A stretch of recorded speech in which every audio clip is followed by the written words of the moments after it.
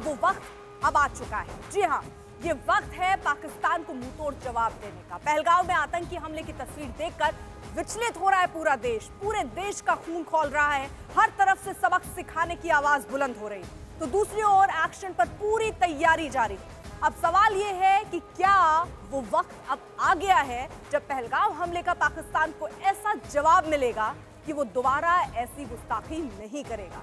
मोदी सरकार बड़ी तैयारी में दिख रही है, जिसका खौफ पाकिस्तान में भी देखा जा रहा है। सीमा से लेकर पाकिस्तान की संसद तक टेंशन मची हुई है।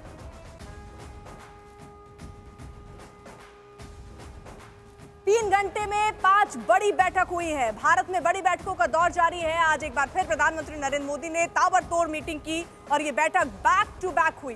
3 घंटे के अंदर 5 बैठकें, सीसीएस, सीसीपीए, सीसीईए और कैबिनेट की बैठक में प्रधानमंत्री मोदी मौजूद थे। सूत्रों की माने तो सुरक्षा मामलों की कैबिनेट समिति की बैठक में पहलगाम आतंकी हमले के बाद की सुरक्षा स्थिति की समीक्षा की गई।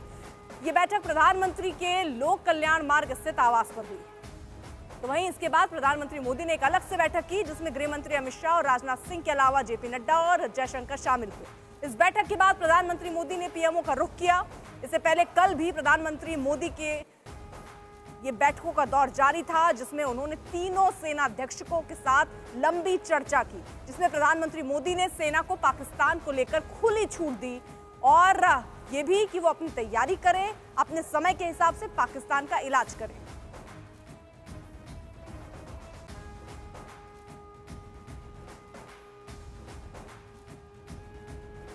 दो सहयोगी इस वक्त हमारे साथ जुड़ चुके हैं। हिमांशु हमारे साथ हमारे सहयोगी हैं और जितेंद्र भी हमारे साथ जुड़े हुए हैं। सबसे पहले हिमांशु, बैठकों पर बैठ के ये क्या इशारा है और क्या कुछ साफ हो पाया है अभी तक? क्या समझ में आ रहा है, क्या होने वाला है? देखिए, कहीं ना कहीं ये माना जा सकता है कि बैठकों का दौर चल रहा है। सीसीएस की बैठक हुई, सीसीपीए की बैठक हुई। सीसीएस की बैठक में जो है जम्मू कश्मीर के जो हालात हैं उसका रिव्यू हुआ। बॉर्डर एरिया का ऊपर जो डिप्लॉयमेंट किया गया आर्मी का, उसका रिव्यू किया गया। साथ ही साथ ये भी ब्रीफ लिया गया कि पाकिस्तान किस तरीके से बॉर्डर एरिया पे जो है वो डिप्लॉयमेंट कर रहा है आर्मी का। लेकिन सबसे बड़ी बात यह है कि सरकार कुछ करने वाली है पहलगाम के अटैक के बाद, इसमें कोई दो राय नहीं है। क्योंकि कल प्रधानमंत्री नरेंद्र मोदी ने हाई लेवल मीटिंग की, जिसमें रक्षा मंत्री, राष्ट्रीय सुरक्षा सलाहकार अजीत डोभाल, सीडीएस और उनके अलावा तीनों सैन्य चीफ जो हैं वो वहां पर मौजूद थे। प्रधानमंत्री नरेंद्र मोदी ने साफ कह दिया कि आपको कार्रवाई करनी है, जवाब देना है और जवाब देना जो है वो दृढ़ राष्ट्रीय संकल्प है। सेना की जो पराक्रम है उस पर सबको भरोसा है। किस तरीके से देना है, कौन से टारगेट पॉइंट होंगे, ये आप तय कीजिए और उसके साथ साथ कब करना है और किस तारीख को करना है, ये आपको है। लेकिन सेना को खुली छूट है आतंकियों को और आतंकियों के जो सरगना है उनको जवाब देने का। ये माना जा सकता है क्योंकि प्रधानमंत्री नरेंद्र मोदी ने जो है वो 24 तारीख को बिहार में जाकर ये कहा था कि आतंकियों की जो बची कुची जमीन है उसको भी खिसका देंगे और जो उन्हें सजा दी जाएगी उनको और उनके आकाओं को वो उनके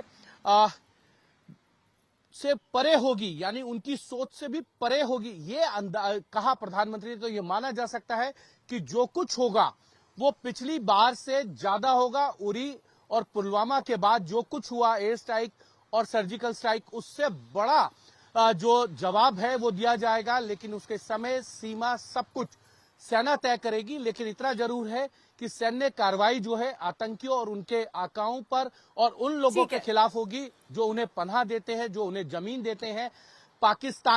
पाकिस्तान के खिलाफ 5 बड़े फैसले जो है पहली सीसीएस 23 अप्रैल को जब हुई थी उसमें लिए गए थे, उनका इंप्लीमेंटेशन शुरू हो गया। अब सैन्य कार्रवाई कब होगी ये देखने वाली बात है। लेकिन जो भी होगा, जितेंद्र भी देखिए हमारे साथ हैं और अरविंद भी हमारे साथ है। लेकिन जितेंद्र, आपका रुख करते हुए, क्योंकि सेना को देखिए खुली छूट दे दी गई है, लेकिन अगर हम आज की स्थिति को ही देखें, बैठकों का दौर तो लगातार चल रहा है, लेकिन 3 घंटे के अंदर 5 बड़ी बैठकें, क्या संदेश?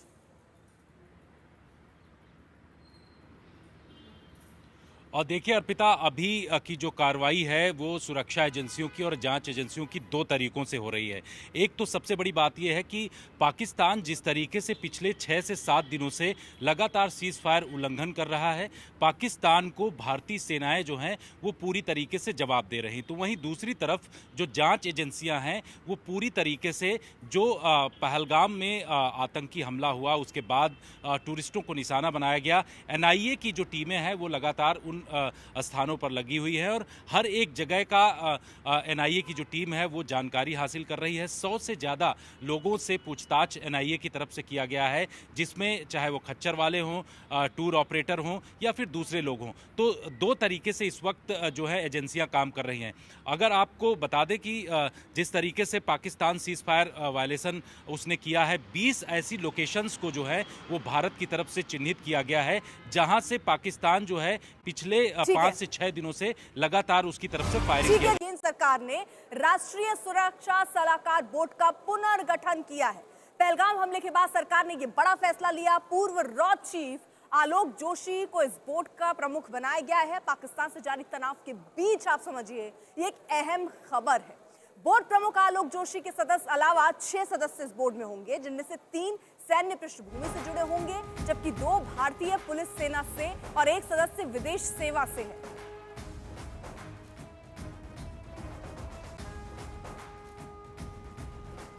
जितेंद्र, ये बदलाव क्यों?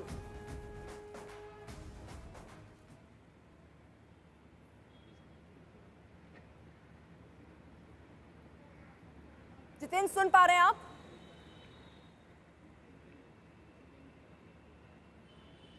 चलिए, शायद उन तक आवाज नहीं पहुंच रही। जितेंद्र, हिमांशु, जरा आप बताइए बदलाव क्यों? देखिए, क्योंकि बहुत लंबे समय से यह प्रक्रिया थी। 6 नए सदस्यों को उसमें जोड़ा गया है, जिसमें रॉ के पूर्व चीफ को जो है उसकी कमान सौंपी गई है। ये देखा जा सकता है कि भारत जो है अब नेशनल सिक्योरिटी बोर्ड जो है उसका उसने पुनर्गठन भी किया, और ये एक तरीके से नई संरचना करने का कारण ये है कि सरकार अपनी इंटेलिजेंस शक्ति को और बढ़ाना चाहती है, और चाहे वो विदेश के अंदर या देश के अंदर इस तरीके के जब भी खतरे आते हैं, भारत इस तरीके के कड़े फैसले लेता है। और इसीलिए रॉ चीफ जो हैं आलोक जोशी, उनको अब इसकी कमान सौंपी गई है। उनके साथ अलग अलग कमांड के लोगों को रखा गया है, जो रिटायर्ड हो चुके हैं सेना के अधिकारी, उनको रखा गया। एक अगर आप लबोलब आप देखेंगे तो भारत किसी भी तरीके से यह संदेश देना चाहता है कि भारत कमजोर नहीं है, और उसके पास जो बेस्ट ऑफिसर्स हैं उनकी एक पूरी टीम है, उनको जिम्मेदारी देने में भारत कभी भी पीछे नहीं हटता है। और साथ में जो इस वक्त कार्रवाई की मांग है, उस कार्रवाई की मांग में इन जो पुनर्गठन हुआ है, नए लोगों को शामिल किया गया, उनको एक बड़ा रोल मिल सकता है स्ट्रेटेजिक तरीके से। किस स्ट्रेटेजी के तहत जो है आतंकवादियों को और आतंकियों के सरगनाओं को जो जवाब देना है, उसमें जिन लोगों को इस बोर्ड में शामिल करा गया है उनकी एक महत्वपूर्ण भूमिका होगी। ठीक है जितेंद्र, पुराने बोर्ड से ये नया बदलाव किस लिहाज से अलग या स्पेशल नजर आता है आपको? और देखिए अर्पिता, सुरक्षा के लिहाज से अगर देखा जाए तो इस बोर्ड में बदलाव का ये फायदा होगा कि आने वाले दिनों में अगर किसी बड़े स्थिति के लिए या फिर सिक्योरिटी के लिहाज से अगर कोई जानकारी या फिर किसी भी तरीके से सलाह लेनी है, तो ऐसे बदलाव का काफ़ी फ़ायदा होता है। और यही वजह है कि इस तरीके का एक बड़ा बदलाव केंद्र सरकार की तरफ से किया गया है। इसका मकसद ये है कि जिस तरीके से पाकिस्तान को लेकर के इस समय टेंशन बढ़ा हुआ है, पहलगाम की तरफ से, पहलगाम में जो आतंकी हमला हुआ है उसके बाद से सिक्योरिटी के अलग अलग विंग के लोगों को जो है इसमें रखा गया। और इसका फ़ायदा ये होगा कि जब भी कोई ऐसी स्थिति या युद्ध जैसी स्थिति कोई बनती है, तो अलग अलग जो फील्ड के लोग हैं उनके एक्सपीरियंस इसमें काम आएंगे। और इसकी शुरुआत जिस तरीके से किया गया था, और इसका मकसद ही यही था कि इसमें जो है अलग अलग फील्ड से जुड़े हुए लोग रहें, चाहे वो आईबी के लोग हों, रॉ के लोग हों या फिर डिफेंस से जुड़े हुए लोग हों। तो इन लोगों को इसमें रखा गया है, और इसका फायदा ये होगा कि जब भी कोई विषम परिस्थिति कोई पैदा होगी, तो उस दौरान जो है इन तमाम लोगों के जो एक्सपीरियंस हैं वो काम आएंगे। और इसका फायदा और इसके गठन के पीछे यही इस वक्त बताया जा रहा है। जी ठीक है, आप रही जरा साथ। इसी बीच एक बड़ी खबर और आ रही है, उधर श्रीनगर में जांच एजेंसियां फुल एक्शन में हैं।